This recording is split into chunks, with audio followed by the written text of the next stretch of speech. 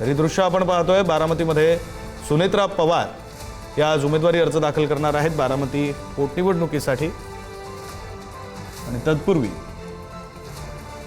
त्या सध्या बारामतीमध्ये आहेत। सुरुवातीला त्या काटेवाडीमध्ये गेल्या, अजित पवारांच्या आईचं अर्थात त्यांच्या सासूबाईंचे त्यांनी आशीर्वाद घेतले आणि त्यानंतर आता त्यांचा दिवसभराचा जो नियोजित कार्यक्रम आहे अर्थात सुनेत्रा पवार यांच्यासोबत दोन्ही पुत्र जय पवार पार्थ पवार दोघंही उपस्थित असल्याचं आपल्याला पाहायला मिळतं आहे।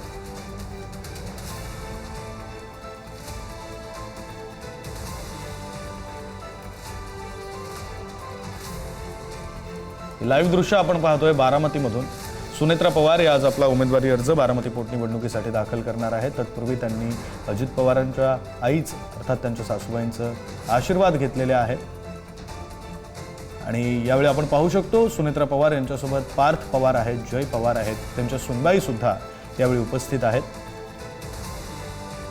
त्यानंतर कण्हेरीमध्ये जाऊन हनुमंतरायाचं दर्शन सुनेत्रा पवार घेणार आहेत।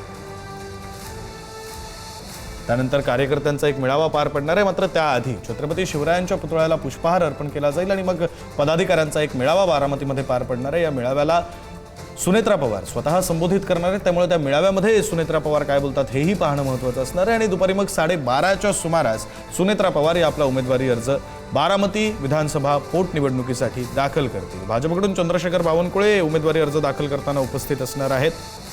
मुख्यमंत्री स्वतः उपस्थित राहणार होते, मात्र काही पूर्वनियोजित कार्यक्रमांमुळे ते महाराष्ट्राबाहेर प्रचार दौऱ्यामध्ये असणार आहेत, त्यामुळे ते यावेळी उपस्थित नसतील।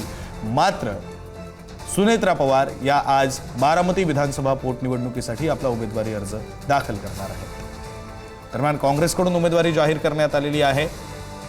शरद पवार यांची राष्ट्रवादी, ठाकरेंची शिवसेना यांची भूमिका बिनविरोध ही निवडणूक पार पडावी अशी आहे। उपमुख्यमंत्री सुनेत्रा पवार दुपारी 12:30 वाजता आपला उमेदवारी अर्ज दाखल करणार आहेत। भाजपकडून महसूल मंत्री चंद्रशेखर बावनकुळे उपस्थित राहणार आहेत। तर बारामती पोटनिवडणुकीसाठी उपमुख्यमंत्री सुनेत्रा पवार आज आपला उमेदवारी अर्ज दाखल करतील।